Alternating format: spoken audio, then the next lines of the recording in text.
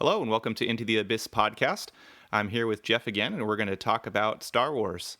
And we had Hey. did a little trial run, and I forgot to press record, so we're going to repeat, and it's going to be even better this time. So we were just talking a little bit about George Lucas, the man behind the series, the genius, and some of his background before Star Wars. So, Jeff, why don't you recap a little bit about what you were talking about there and Yeah, tell us sure. about First, I him. need to show off my shirt to the Oh video. yes, So, that's right. Yes, my Force Awakens shirt. the So, Force Awakens shirt. last time we talked about how I have a different shirt for every day of the week, and so I at least have to make it through a couple of these podcast episodes with different shirts. So this is the seventh day of the week, and you're wearing episode 7. So I can assume Oh, nice. safely that you have worn a Star Wars episode shirt every day this week. I'm going to Almost. So Phantom Menace for Sunday. I'll have to figure out which one of my Star Wars shirts fits the Phantom Menace best. Anyway. Anyway. And you should wear, like, incorporate it into your Sunday best, like put a tie and a vest along with it too. I do have a Darth Vader tie. Nice. So that seems like the obvious choice. There you go. He's already in his Darth Vader form in the tie, but that's all right. Ah, yes. Anyway. So, yeah, let's talk about George Lucas a little bit. So,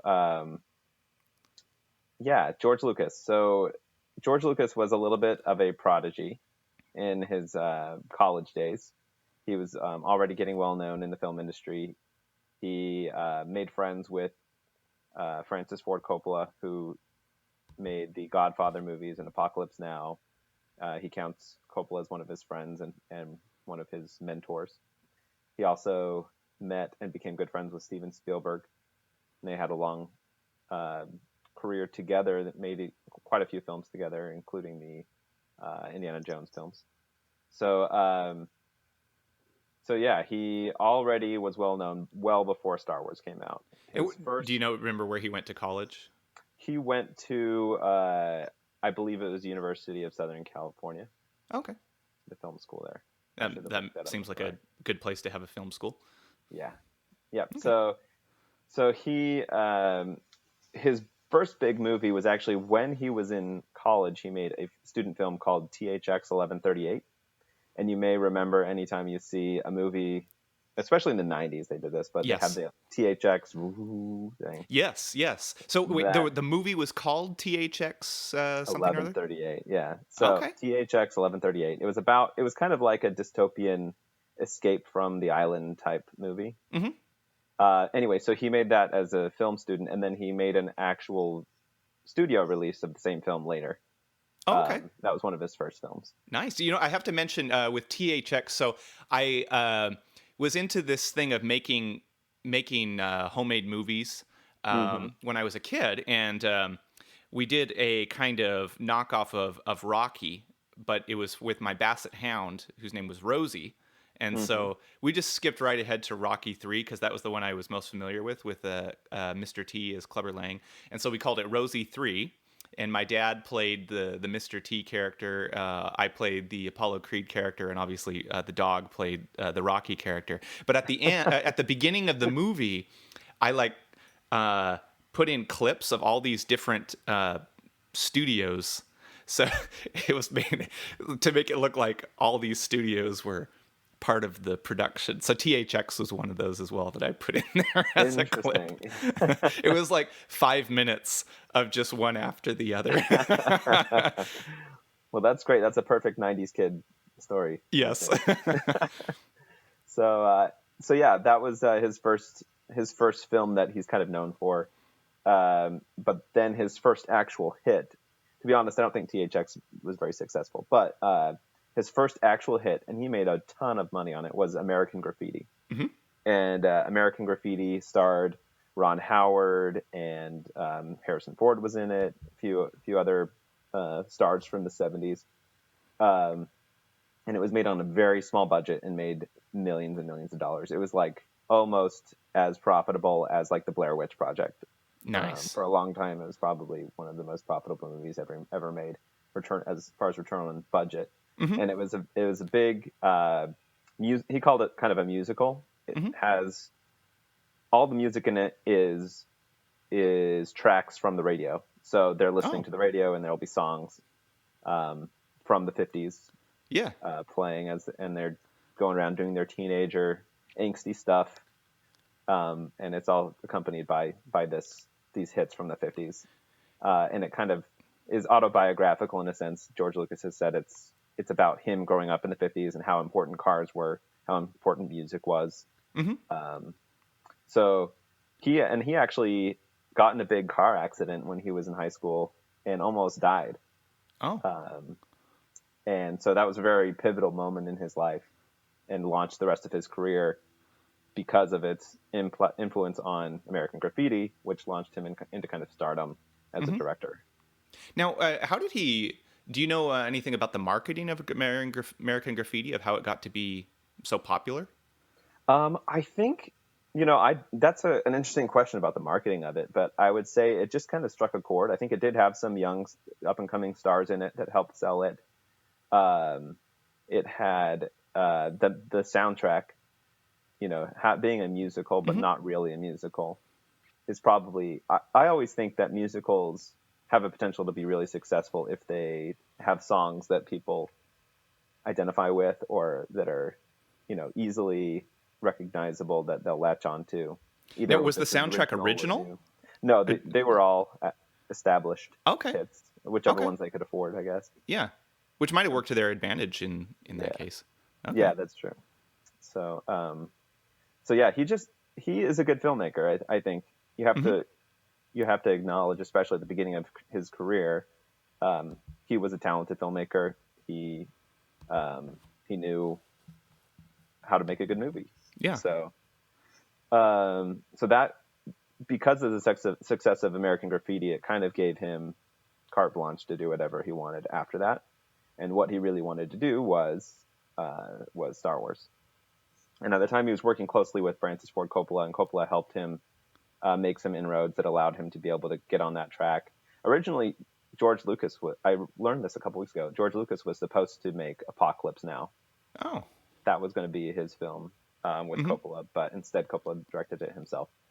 Um, I've never actually watched Apocalypse Now, but I haven't either. Actually, it feels like one that I should probably watch just to yeah, it's like apparently part of the iconic. film canon. But Yeah. But anyway, so he ended up making Star Wars instead, which I think is all for the best because sure. only George Lucas could have made Star Wars. But at that time, there was a lot of influences on him. What he really wanted to make was Flash Gordon. He wanted to make a Flash Gordon movie. He grew up in the 40s, and as a kid watching Saturday morning serials, Hmm. like the Flash Gordon is a serial. It's every week you tune in and you pick up where you left off next week, and your heroes are in the middle of this climatic battle, and you have to see what happens next. And then it always ends on a cliffhanger, and you go through the same thing again. And there's actually I linked it in the notes that I sent to you, but you can see the opening crawl Hmm. from Flash Yeah, I was just Gordon. watching that. Yeah, that was Yeah, very interesting.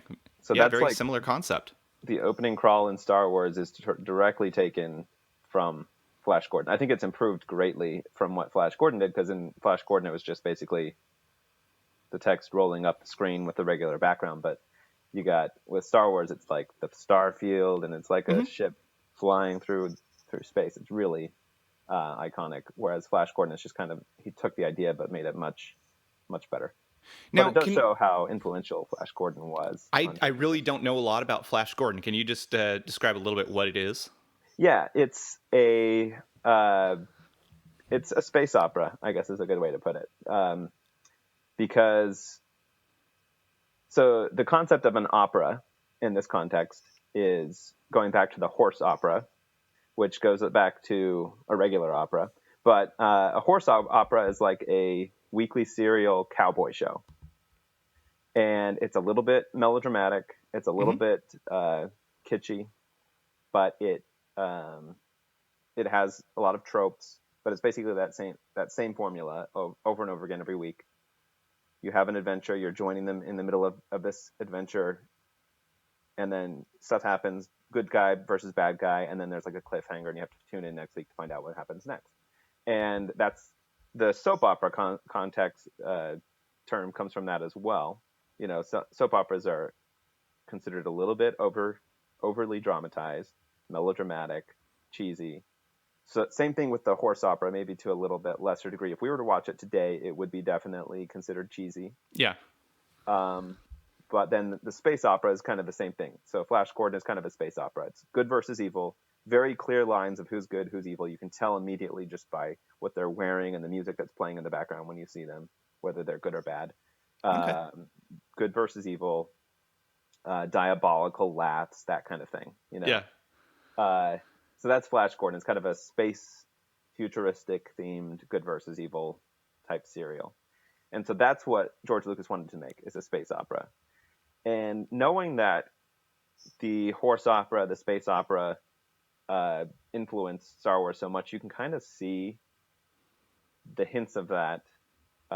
It makes it make a lot more sense why Star Wars is the way that it is. Because a lot of the things that seem overblown or cheesy or even melodramatic are very intentional. So he couldn't actually get the rights to do Flash Gordon, so he had to make his own soap opera, or space opera, excuse me. So he invented Star Wars based on. Oh, so he wanted to make like a film version of Flash Gordon. Okay. Basically what we'd call a reboot nowadays. Is Sure. what he wanted to do. Uh-huh. So he had to write his own space opera, and it was very Eastern influenced. Probably, besides Flash Gordon, the next biggest influence is Akira Kurosawa. And Star Wars, the original script, is very, very similar to The Hidden Fortress made by Kurosawa. Also, Seven Samurai was a big influence on it as well. Because you have, the plot is very similar. You go into the Hidden Fortress, which is the Death Star in this case, and you have to sneak in and sneak out. There's themes of rebellion and youthfulness, wanting to get caught up into big conflicts that are much grander than the small stuff that he came from. Also, the Hidden Fortress is narrated by two low-level servants. It begins and kind of ends. It's like a window through. It's all seen through their eyes as they're watching these grand events. They're these low-level servants, which George Lucas used the droids to be the servants. So you're seeing all of the first Star Wars film is all just kind of seen through the droid's eyes. Almost the whole film, you see the droid going around. It's told from their perspective. Right. So it's kind of like a samurai film. It's kind of like a Western. It's kind of like a space opera in that it's a little bit too black and white for some people's taste. It's a little more melodramatic. It's, when the bad guy walks on the screen, he's all black. He's got the mask. He has this raspy, low voice. That should be comical in some context, Yeah. But it's like in Spaceballs, dark helmet. Exactly. Right. Exactly. It's like, oh, this guy is just so evil. Like, it's not realistically evil. And you definitely have maniacal laughs, like with Palpatine, right? That's like iconic maniacal laugh. Yeah. So I kind of find it funny sometimes when people talk about how melodramatic something is in Star Wars, because it's very intentional. Sure. I was thinking of two elements of both the Western and the Eastern influence, or like the samurai film you were saying. So one is, we talked a little bit last time about how this galaxy seems to have a huge desertification problem, because there are so many desert landscapes. But that kind of works for a Western type of style. It's like on the frontier where it's lawless, and you live by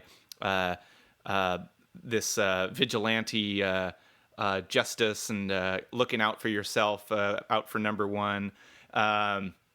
Definitely. I think the desert landscape fits all of that pretty well. Exactly. And then of course, like with samurai seem to work pretty well with the Jedi Order too. That there's this ancient order, and has a lot of kind of religious associations, and a very serious and sober, and so I could see those appeals, and that's kind of neat too, because you're taking these ideas from all these different genres that have a fan base and make it into something that can appeal to a lot of people, and I think does. It does, yeah. And the other part of that was the spaghetti westerns I wanted to mention. So in the 70s, there was a lot of westerns. Kind of the U.S. western had started to sunset in the 60s. You know, John Wayne was kind of done by then. But in Italy, they started to pick up westerns, and so they would, okay. Is that why they're called spaghetti westerns? exactly. Because of Italy. Okay. Yeah, there's like A Fistful of Dollars is a famous one with Clint Eastwood. It's actually in Italian, dubbed into English. If anyone in America has seen it, they've probably seen the dubbed version. But it's originally in Italian. Does Clint Eastwood dub himself?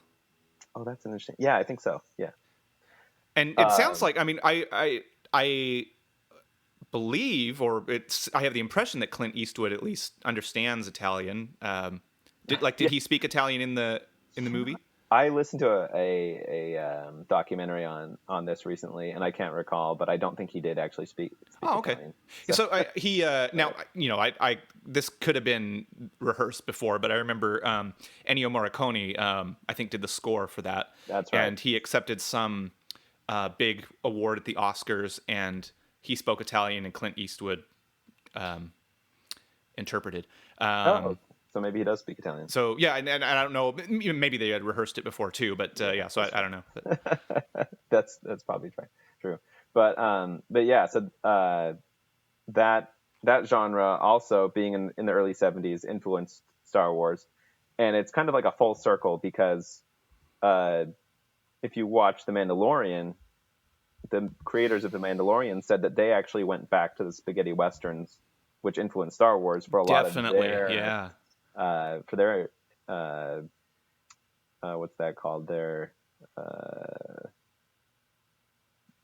inspiration. Yeah, I needed to be inspired to remember. Yeah, I mean, and you got your desert landscapes definitely in The Mandalorian, but even with the opening scene where it's on that ice planet, it's still very Western. I mean, he's walking into this saloon where it's all but having the doors that are just like the little doors that salon doors that swing open. I mean, they have it almost seems I almost have this altered memory where that's what it is.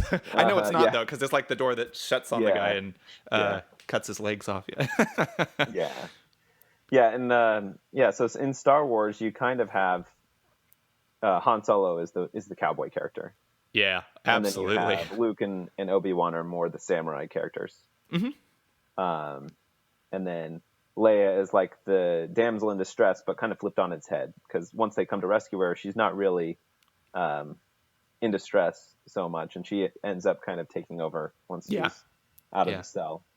So, but yeah, you can definitely see all of those influences. Yeah, and the exchange between Leia and Han during the rescue is just hilarious. No reward is worth this. Yeah. Would somebody get this walking carpet out of my way? Oh man, she's fantastic. So funny. And that's a good point too, as well, as that there's a lot of humor in the original Star Wars, and it's almost fourth wall breaking in some cases. You know, it's they don't say the kind of jokes that you'd probably say if you were really in that situation. You'd probably be a lot more serious. Sure. It's a very lighthearted take on everything. They're in the Death Star, in the grips of the Empire. They're probably going to all die if this was real life.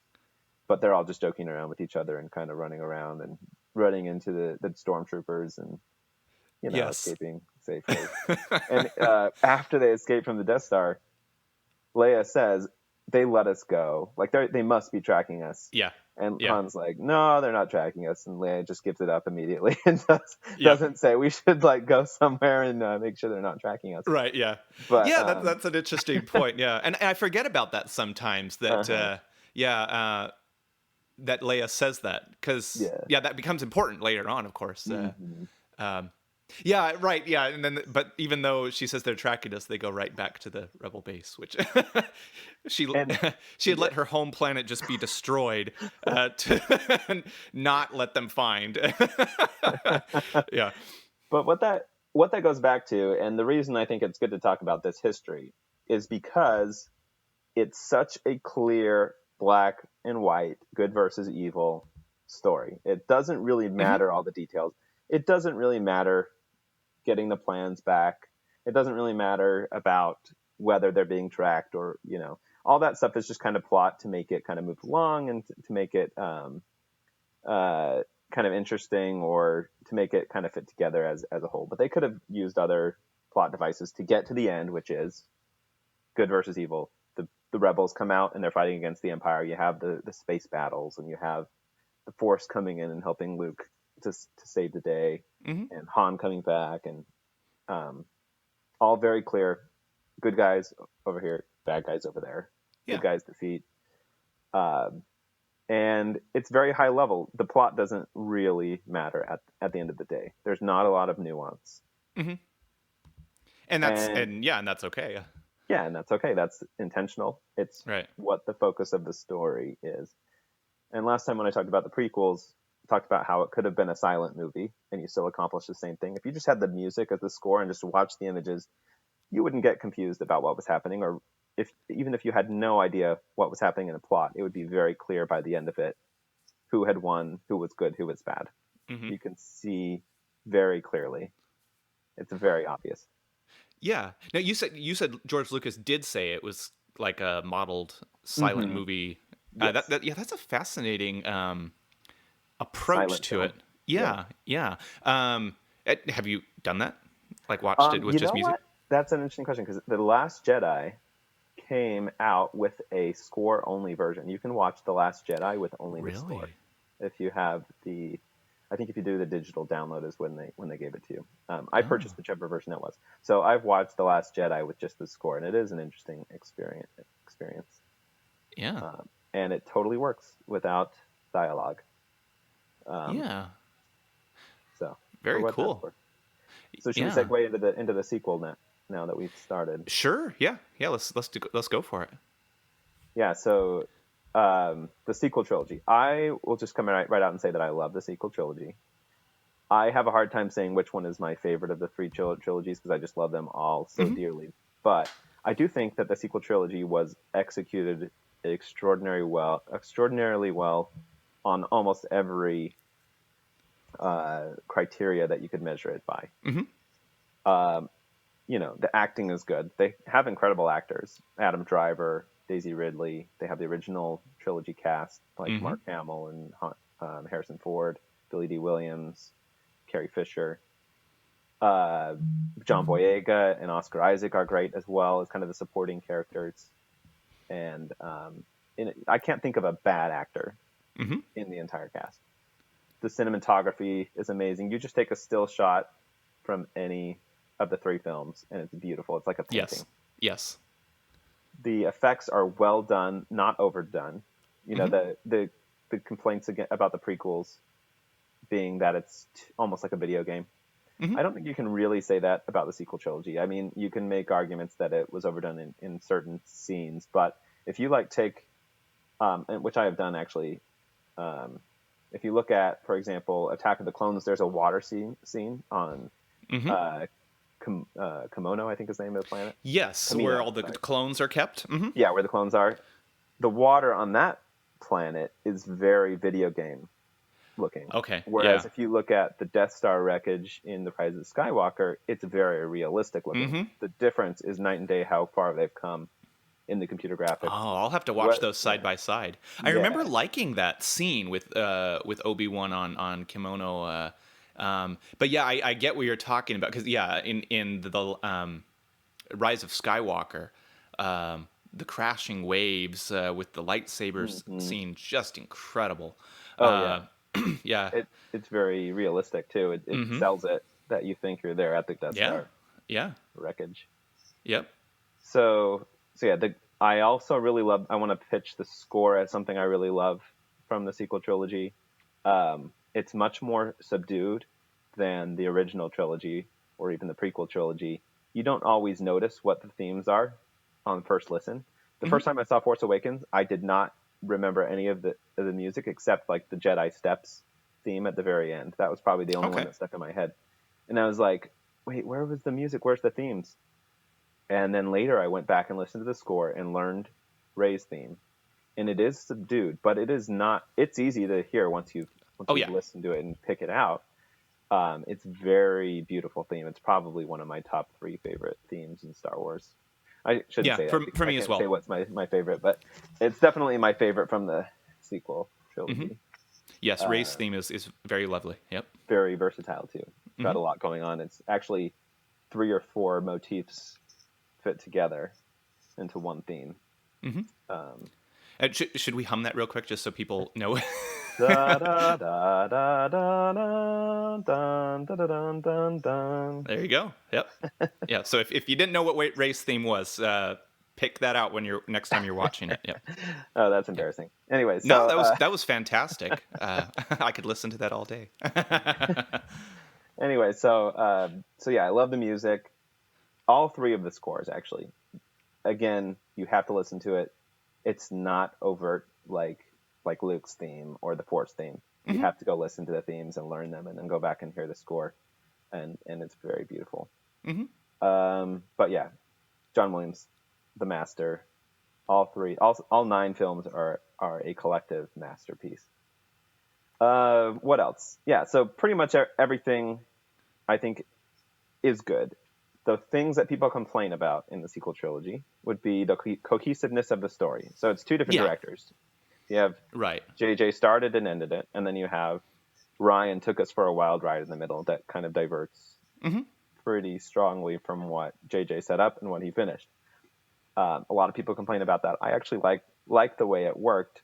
And if you watch the films again, I think that you can see a lot more in The Last Jedi that builds on The Force Awakens and sets up for The Rise of Skywalker than people give it credit for.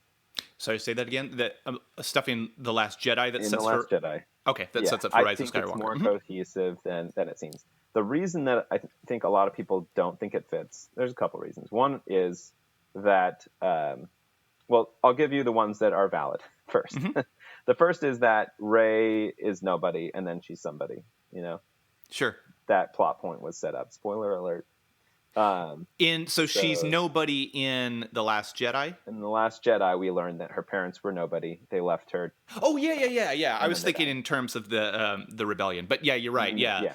Yes, that's definitely... And then we find out who her parents are in the Rise of Skywalker. That she's actually the granddaughter of the Emperor of the entire galaxy. Yes, exactly. Yes. Which that's a big jump. It's very similar to what happened in the original trilogy, to be honest, with Luke's dad having been betrayed and murdered by Darth Vader. But then actually, no, Darth Vader is your dad. Right. And actually, no, that girl you kissed is your sister. Right. So, and and Obi-Wan's being, well, you know, what I told you was true from a certain point of view. A certain point of view? What?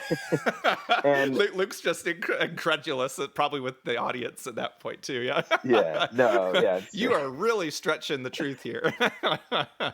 And I'd argue that doesn't really matter. No one cares. But yeah, it's yeah. They didn't plan. The plot points serve the good versus evil narrative. Right. It doesn't really matter if Darth Vader is his father or if Darth Vader, you know, was his uncle or betrayed his father.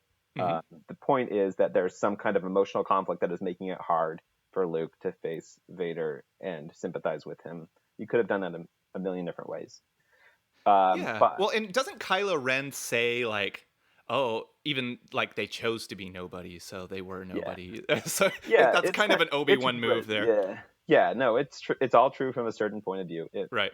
It's you can call it retconned or whatever you want, but it works. It's a story. Fitting very well within the Star Wars tradition of making things fit. Yeah. And I think the reason that it was done that way is because Ryan thought that was a good conflict was for her. She needed to feel like she was nobody, because that was the greatest challenge she could overcome, is to be nobody. Right. She wanted to be somebody, and she wanted her parents to come back. She'd been waiting for them. So hearing that they're just nobody and then they're not coming back was the hardest thing she could hear. Mm-hmm. Whereas in the Last Jet, or in the Rise of Skywalker, with that already being taken care of, you really needed to know more. And for you to Okay. know more, it had to be more than that they were nobody. She needed that other conflict. Mm-hmm. And that, that's how filmmaking works, to be Yeah. honest, is you find conflicts that help the characters grow and challenge them, and you inject them in the plot. There's nothing magical about storytelling. There has to be plot points, Yeah. and there has to be challenges. There has to be, things that happen that make your characters grow. And sometimes you won't like what the filmmakers chose, and sometimes people get so attached to the characters that when something happens that contradicts something that was said previously, it can really disorient someone who loves those characters. I think the way that I approach the films is to take it in stride and just see, how does this affect me watching this, feeling this with the actors? They sell it for me.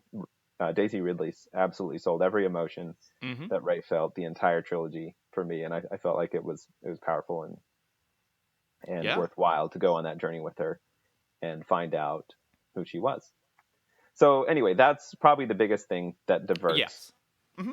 Another thing that people complain about The Last Jedi is that the theme of the film was that you should let the past die. The Jedi were bad. They had hubris. They were Right. actually just as much a part of the problem as the Sith were. I think that's an invalid criticism, because before even the end of The Last Jedi, you've already unlearned that lesson. Luke has realized that he was wrong to go into hiding, and he's left hiding, and he did the exact opposite of what he said that he shouldn't do. Okay. He said, Yep. I can't just go stand and face the entire First Order. And that's exactly what he did. He said, I Mm-hmm. need to stay here to Right. protect the Republic because I'm too dangerous.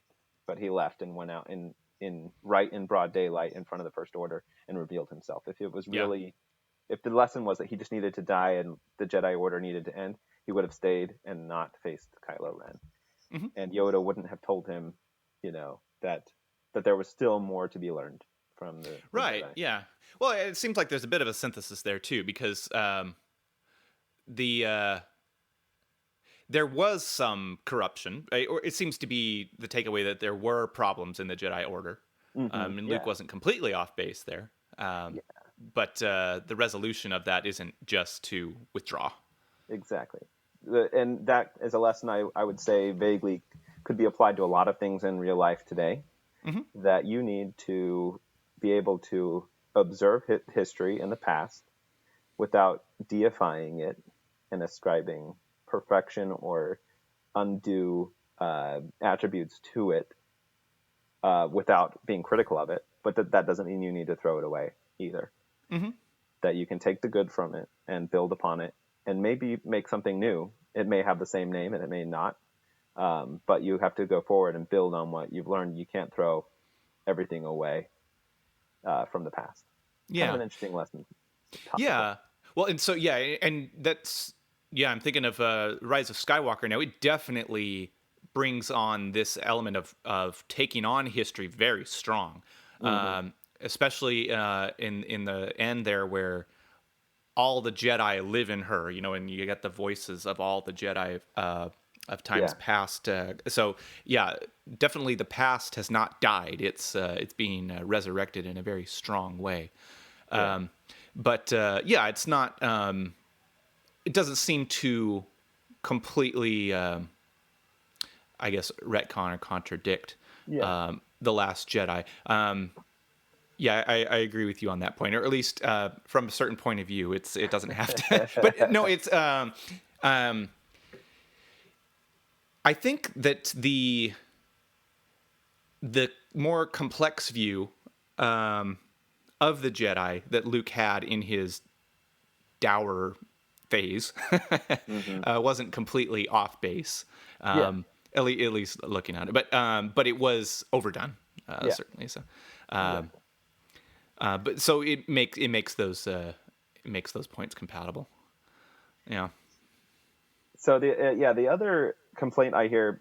So let me just kind of back up for a second. Most people that I know who are fans of Star Wars enjoyed The Force Awakens and enjoyed The Rise of the Skywalker, but did not like The Last Jedi. Oh, okay. That's like probably the average fan that I associate with. Yeah, There's probably some same here. demographics. There's probably some demographic issues there that I won't get into. But then there is a segment of fans that really, really, really love The Last Jedi and think it was the greatest thing since sliced bread, and really, Yeah. really hated The Rise of Skywalker. I remember there was this thing on Twitter of like all these homages to is it Ryan Johnson or Yeah, Ryan Johnson. Ryan Johnson is like, Thank you, Ryan Johnson. Thank you, Ryan Johnson, and showing all these scenes from The Last Jedi. It was like the subtext of that being F you, J.J. Abrams, basically. Yeah, no. I feel like you can like both on their own terms. I do, personally. Yeah, me too, actually. All three of the films. I think they all have merit. And I don't think they contradict each other. I think they build in each other. They seemingly contradict each other on the surface, but at least in some way that's been taped over, whatever contradictions there are.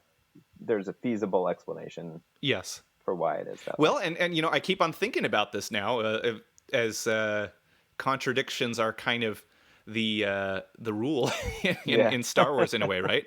Because the original trilogy definitely had quite a few, maybe not at as much in the level of ideas, but just in plot points, where there were definitely some tensions there. It's like, wait, didn't you say this earlier? How does that how does that fit in? And so, in comparison, I guess it's not as out of place. And I think you do bring up a good point that like any television series, any book series, most movie series are going to have those type of things, and how to work them in a good way is probably the challenge. Is like, okay, how do we make this? And there are a lot of ways you could do it. Like you could do it with humor, certainly breaking down the fourth wall. You could do it, just try to ignore it, but or make it work in a way, in an explanatory way, or like the big reveal, like, oh, this person who I had trusted had told me this, but really that wasn't true, and then there's a crisis there, and so I'm thinking Obi-Wan Kenobi, for example, this trusted person who played a little bit fast and loose with the facts in some cases, which people do. Yes. Skillful means, as the Buddhist idea goes. So the other criticism I hear specifically about The Rise of Skywalker is that it's a hot mess. That a lot just happens. A lot going on. A lot happened.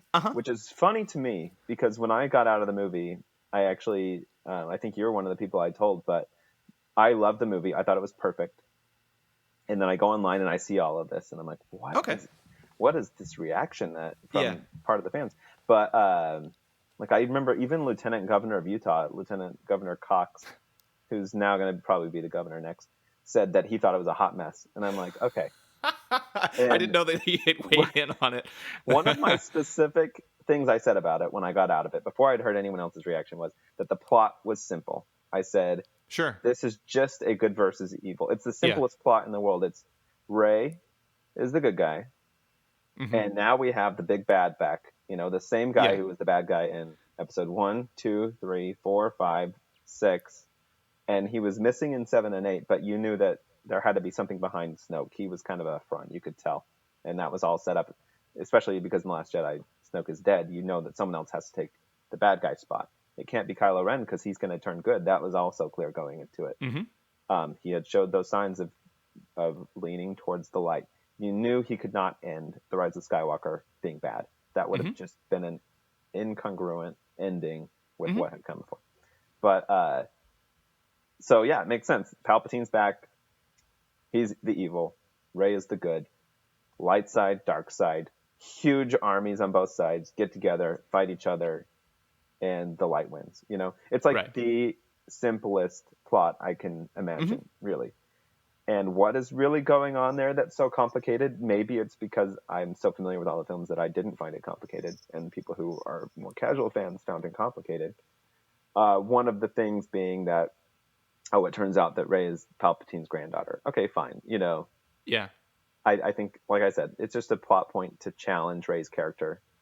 Really, what it comes down to, if the film was silent and you never heard the words, you're Palpatine's granddaughter. If it was a silent film, you just watch it, you'd see exactly what's happening.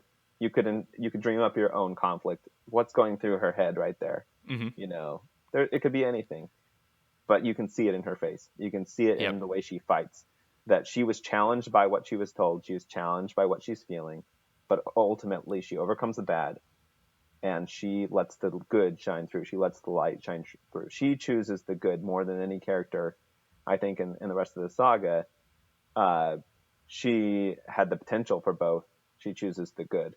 Kylo Ren, on the other hand, he had been choosing bad most of the time.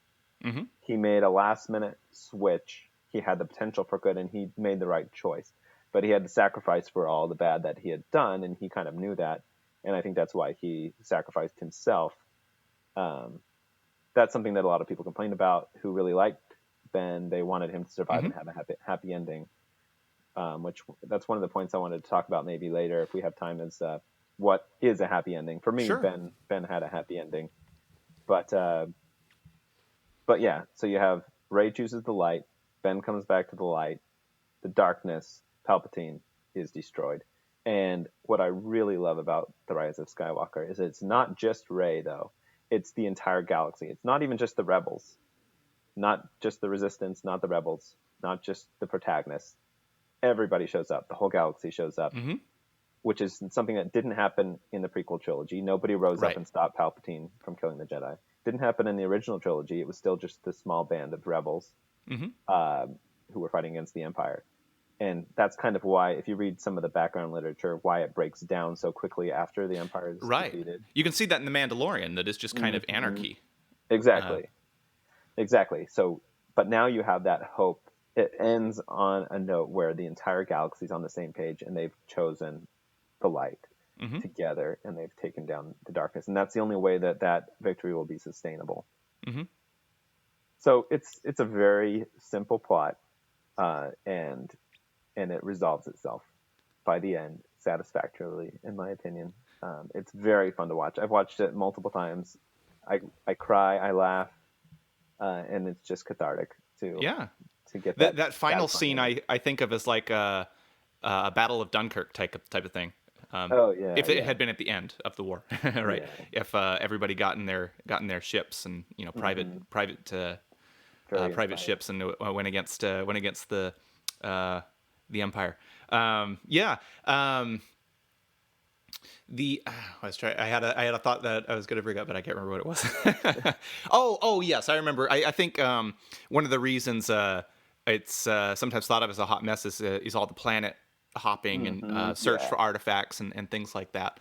But yeah, those are pretty directed toward a goal, which is basically to find out where Palpatine is.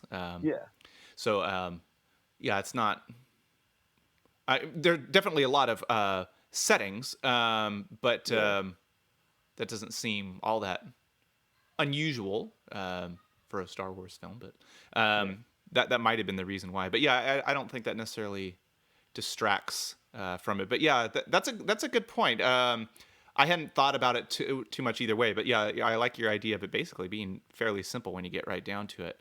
Of okay, at the end of the day, what is it that's going on here? Yeah.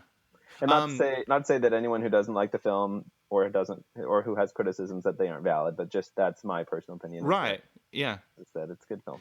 It's an interesting point too about so Kylo Ren paying for basically having to die for what he had done. So like which Darth Vader, Anakin Skywalker, did as well. So like I have a friend who looks at Anakin Skywalker and thinks he was a really, really bad guy. Oh yeah. I mean, he did one good thing at the end there, but he was still a really bad guy. Yeah. He did like mass murder. Uh-huh. You think about the scale, and really Kylo Ren as well. Yeah. Did those same things. I mean, destroyed multiple planets. So we're probably talking billions and billions of people. Yeah. So he was definitely a bad dude too. Yeah, hard to argue with that logic, I think. Yeah. So But he's redeemable, which I think is important. Sure. The I mean, lesson of Star Wars is that everyone is redeemable. exactly. And I guess in theologically, I'm thinking like, okay, what happens to these guys after death? What's their afterlife like? I mean, I'm one of these people who would think like, okay, even Hitler, Yeah. it would if he has an eternal soul, is probably redeemable. And that just take like the most extreme example, right? Yeah. Hitler wasn't capable of doing stuff on the scale that either Darth Vader or Kylo Ren were able to do, but in a sense they're worse, right? Yeah. And so it's kind of that as well. Are these really horrible people redeemable? At least in theory, without the emotions behind it, I want to say yes. And Not to and say so that everyone will allow themselves to be redeemed, because Palpatine clearly did not. correct, yeah. And So. it seems like Palpatine, yeah, like he's always every incarnation he's just going to keep at it. I mean, do you get the sense that he's gone now? Like, Yeah. He's gone. okay, but why? Why is he gone now when he wasn't before? Like, what's He was disintegrated to a degree that I don't think you can come back from. But you never know. But see, I almost think like he can always come back, and that it's only going to be somebody there to resist him that's going to keep him in check. Like you got to have the Jedi. That could be true. Um, I'm very curious to see where they go next. I think they'll probably try to find a different villain. Well, yeah, I think they should. I think they should. Yes. No, yeah, I think as far as like the future of Star Wars movie production, he's gone. But I guess I was just thinking like, is it absolutely impossible just in the Star Wars universe like that he could be gone? Luke said, no one's ever really dead. In the previous, they kind of set that up as Palpatine. I think Luke was talking about also the Jedi, but Leia. yes, but the Sith have their means that some people might think of as unnatural to to bring people back. And then have you read the book for the last or Rise of Skywalker? I did. I listened to the audiobook. It was good. So like, how did they bring Palpatine back? Was there physical remains that they brought back, or was it? Well, no. So what he did, it's kind of vague, and I'd have to go back and re-listen to that part again to get all the details. But from what I understand, is he was preparing himself to be immortal. He had tried cloning. In fact, I think his son was actually one of his clones. His son that is raised his father. Okay.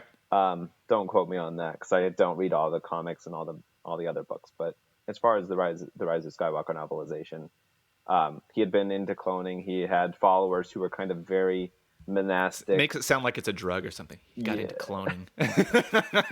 Know the signs. He had an intervention with his no. So, and he had been preparing so that whenever he was going to die, he could transplant his essence into one of his clones. Yeah. And that's kind of what he did, is kind of the way I understood it. So as he's falling through the shaft of the Death Star, about to be, he somehow sends it off. Yeah, he's in the clone body. Mm-hmm. That's kind of how I understood it. And then that clone body had to be nursed back to health.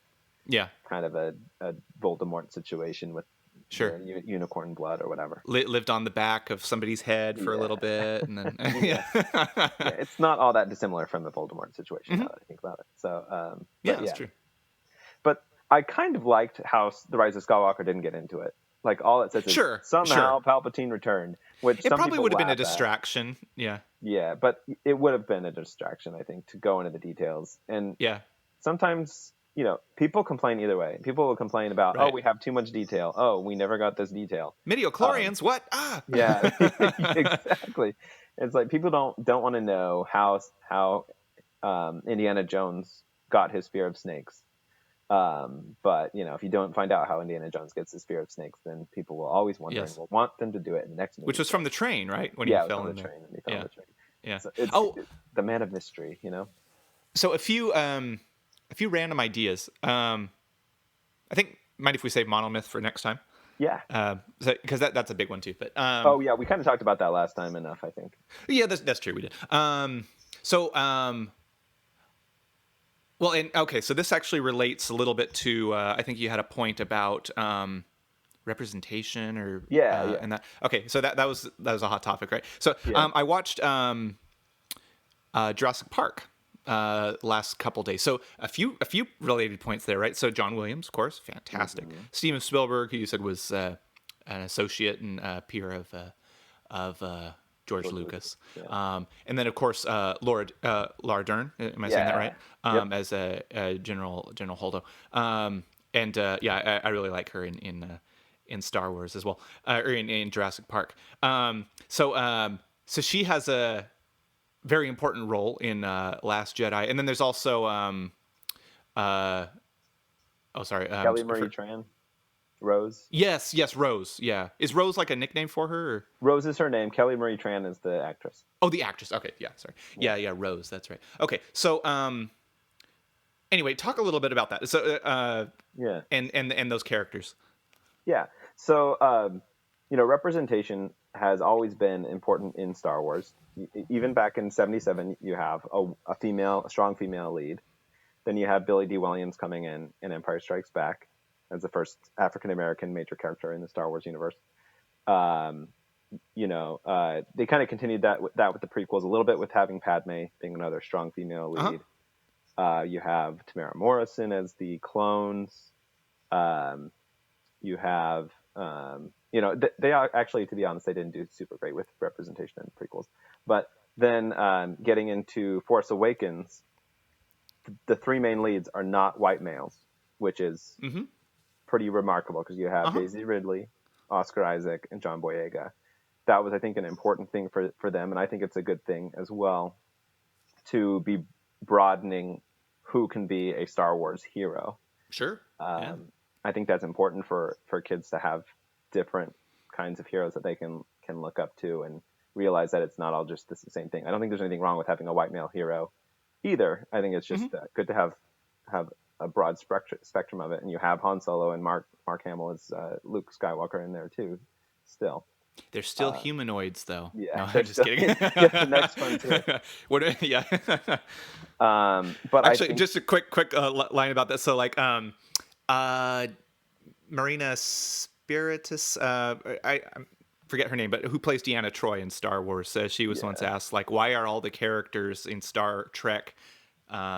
I said Star Wars in Star Trek. Why are all the characters in Star Trek humanoid form? And she said, well, once we get a non-humanoid actor auditioning, we'll include them. But now, probably today it would be easier, right? Because in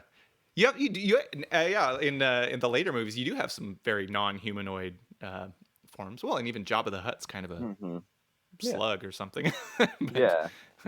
Anyway, sorry, little detour there. I really like the aliens and the droids and all that, but but I do think you need some humans to humanize it a little bit. Definitely, yeah. It does kind of show. It would be weird having Jabba the Hutt type character as the lead, but yes. But yeah, and then in The Last Jedi, you have Kelly Marie Tran, who is the first major Star Wars character who is Asian. And then you have Admiral Holdo, who is a very feminine general.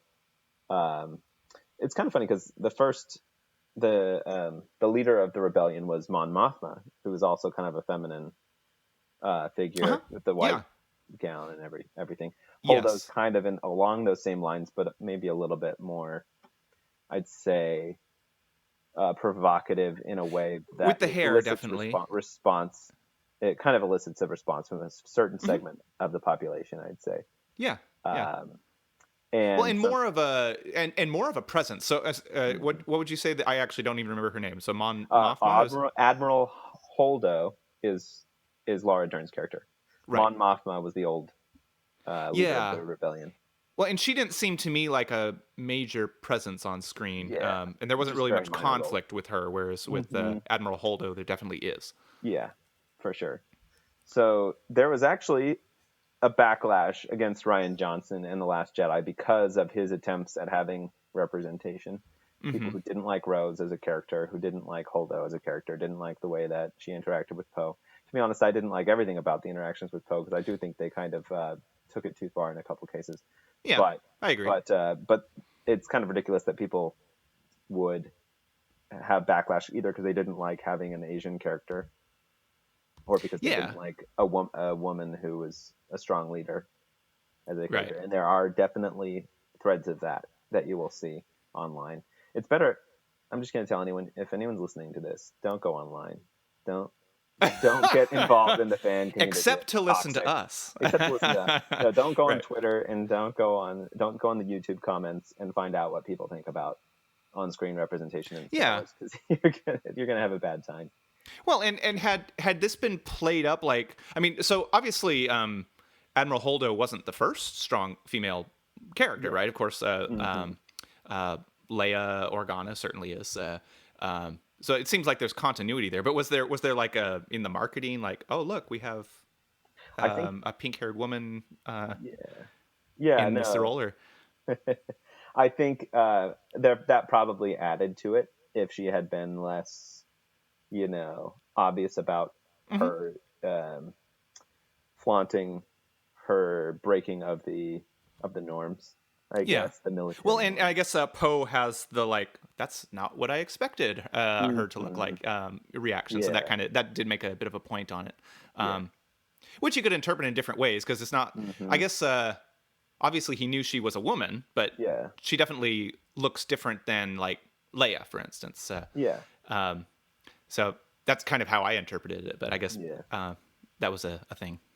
Yeah, and I think the way that she treated Poe is taken badly, and I've seen lots of analysis on this actually, the Uh huh. Holdo Poe dynamic, and I think that you can defend it and you can criticize it, and there's some good and some bad uh, in it, but it's probably realistic Sure. because Yeah.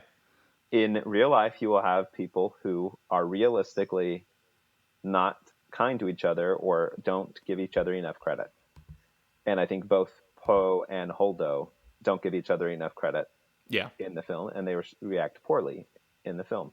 Yeah. Like you don't Um, have to take one of their sides. They yeah, both maybe didn't handle that the best. they're both flawed. Yeah, they're both flawed characters, and they both Yeah. make mistakes, but they're both ultimately heroes too. Sure. And Holdo making that ultimate sacrifice of giving up her life to save the remaining uh, resistance fighters. Hmm. So, but With the yeah, Holdo maneuver. yes, there was backlash to the Uh huh. film. Yeah. There, Kelly Marie Tran, who played Rose, was basically chased off the internet, like off social media, because Yes. she was bullied. Which I understand was kind of similar to the Jar Jar Binks Hmm. actor's experience as well, right? Although that was Yes. a little bit, he probably didn't have as much of an online exposure back then, I would guess. But Yeah. Yeah. Thank goodness for him, but yeah. because I think I mentioned last time that he was suicidal at one point because of Oh, all the backlash that he was getting. wow. Jake Lloyd, the actor who played young Anakin, also faced a lot of bullying and Yeah. backlash, and he Yeah. has had kind of a hard life since then. Hmm. Um, I think he had a DUI a few years, like Oh, 10 years ago or something, and rehab and things like that. Tough life. I think we need to treat people on social media who are stars as humans. I think that's a big problem with the yeah. way social media works right now. Is Right. that Yeah. is that people who are celebrities somehow get a pass on having to be treated as humans and can be completely trashed, and that Yeah. includes political figures, and that includes Sure. movie stars, TV stars, and just general figures. I think we need to remember that anytime we comment, the person on the other side is a human who can feel feelings and can be affected personally by what you're saying. Hmm. But anyway, so poor Kelly Marie Tran got caught up in all of that, and then Yeah. with the Rise of Skywalker, her character was given much fewer lines. A lot of people blame J.J. Abrams for not sticking up for her more and giving her more lines. Um, I tend to be in the camp that thinks that that wasn't intentional necessarily, that they wanted her to have more lines. She was supposed to be in a few more scenes with Leia. They say that they couldn't get those scenes to work with photorealism, and so some of those scenes that she was supposed to be in were cut. It wouldn't have made sense to have too many heroes going off on their journeys. Sure. Talk about a Yeah. hot mess. If you had had another hero thrown into that, the 3 people going to 6 different planets in this course of 20 minutes, she just wouldn't have been necessary. You really needed Poe, John Boyega, what's his name, Finn, and Rey. Right, You had to yeah. have those 3, and already you have C-3PO thrown in. Right. Yeah, I mean, when I had heard that she had been, kind of, her role was reduced. So I was expecting, like, not to see it at all. Like, she'd have, like, one line or something. And so she seemed to be in it more than I had expected. She shows up quite a bit. She doesn't have a lot of lines or a lot of presence, but it's definitely decent. Reduced from the previous film, certainly. It's probably at least as much as R2-D2 has. Or, even there's other characters too. I don't know. You'd have to like go and add up the minutes and compare. But I wouldn't be surprised if she has as much screen time as Lando, or definitely Leia, who, sadly, since Carrie Fisher passed away, they had to just use what footage they had of her. Right. Not even from this film. But if they can make, I think they did justice to her character. It would have been better if she had more. I wish they had more, but it's hard to just fit that many characters into one movie. Now, and give each of them a lot of screen time. What is I saw you mentioned in your notes about whether she's a Mary Sue character. I have a vague understanding of what that is, but like, what are the reasons she would be seen that way? Okay, so Mary Sue is a trope from film or other narrative forms where the character is just too good. They can't fail. They have too many skills that they shouldn't be able to have. They always make the right decisions. So it's just someone who's like a goody two-shoes, or just like the perfect protagonist. That's kind of what they call a Mary Sue. And it can be kind of derogatory, to be honest, if you have a man doing the same thing. Well, yeah, because I was just thinking like Superman. Yeah. That was my first thought. Is like, he has kryptonite, which is, but he doesn't have very many like moral flaws usually. But yeah, anyway, we could. That's another subject. But they call Rose a Mary Sue, and people have called Rey a Mary Sue. Have argued that particularly Rey, that she has too many skills that she shouldn't have. I don't. Yeah, like that she's immediately capable and knows how to use a lightsaber and mind control and all this stuff. Yeah. Yeah. And right off the bat, I just want to say I don't agree with that characterization. I don't think she's a Mary Sue. Sure. Yeah. Because it's clear. First of all, it's clear that she is trained in some capacity. She comes into the film already knowing how to use a staff to defend herself. She knows how to fight. She's had a rough life. She knows how to fight. And then, what's the difference between throwing a staff out and having a lightsaber? It's not that different. Right. Secondly, she doesn't really have that many skills right away. She is fighting a man who's just been shot in the abdomen and is bleeding, losing his life. This is talking about the final battle with Kylo Ren in Force Awakens. He's standing there bleeding, trying to fight back, and she's not landing really good strikes against him with the lightsaber. She didn't really beat him. They kind of had a stalemate. I don't think that's it's fair to call that a Mary Sue. Yeah. She doesn't make all the right decisions in any of the films, but particularly in The Force Awakens. She tries to run away a lot of times. That's her conflict, is that she just wants to go back to be there when her family returns. That's her main motivation. Like, this isn't my fight. She doesn't see that she's part of a larger picture. Yeah. So I think that claim is unfounded to call her a Mary Sue. Rose as well. She really doesn't have a lot of skills, so you can't really call her a Mary Sue from that perspective. So the only thing is like that she's just too good and always wants to do the right thing. And guess what? Yeah, that's her character, is that she is just good and trying to do the right thing.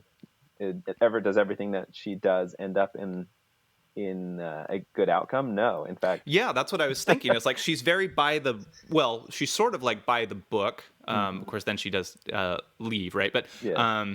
But yeah, I'm thinking of like when she first meets Finn. She's like, "Oh yeah, all these people are trying to leave," and then they have that awkward moment. That's what you're doing, taser. Yeah. Yeah. Which wasn't, I guess, the right call in the larger scheme of things, but it was very by the book. Yeah. Yeah, it's an interesting discussion, though. But the other point I wanted to make about Mary Sue's is that Mary Sue is a trope, meaning that it recurs in many different forms in media across all kinds of storytelling. But a trope, while it can be cliche and while it can be overused, is not necessarily a bad thing to have a trope. Yeah, that's a good point. So, yeah, it's a trope to have the bad guy face the good guy at the end, but that's what Star Wars does. That's a trope. You know, you have to use some of these tropes.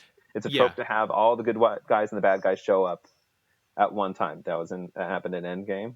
It happened in Ready Player One. It happened in The Rise of Skywalker. It happens in a lot of films. But they're powerful moments, and they're good, and so people sometimes reuse that trope. There's only so many it almost seems like you can use. I forget the term, but like a character type, or there was let's see. There's a more fancy sounding term for it. Yeah. But trope has a negative connotation, right? But or well, maybe archetype. Stock character, is that what you're thinking of? Even stock character seems a little bit negative to me, or is it? Yeah. Am I the only one who thinks of it that way? But no, it probably is kind of a. But there are character types that get used because they work. They're like subroutines in our aesthetic software, right? That you don't want to overuse them. Certainly, but it's not. Right. There's no problem with having them. It makes an interesting point in just art in general. Is like to introduce something new is a difficult task because you can't just go completely out to where things don't even make any sense. You know, like you could just go out with a camera and just film random dirt and don't put anything and have no coherence to it at all. But that wouldn't. I mean, maybe some people would think it's revolutionary, but probably not, right? So you got to relate it to something to expand the horizon of imagination and anchor it, right? So those common character types, to the extent that they're going to be expanded, you need to have at least some familiar basis to go with. Or, if you're just trying to tell a story and not trying to do something radical or different, you can just activate that subroutine, and that might work in certain instances. So I mean, it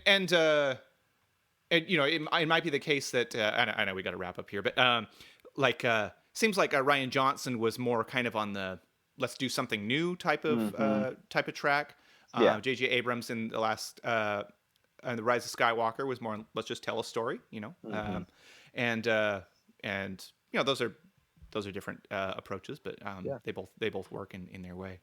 Absolutely. Cool. All right. Well, shall we end there? Let's do it. All right. It's great to talk to you. Yeah. Thank you very much for coming on, Jeff. This is very fun. Thank you. All right. I'll see you later. Time. All right. Bye. Bye.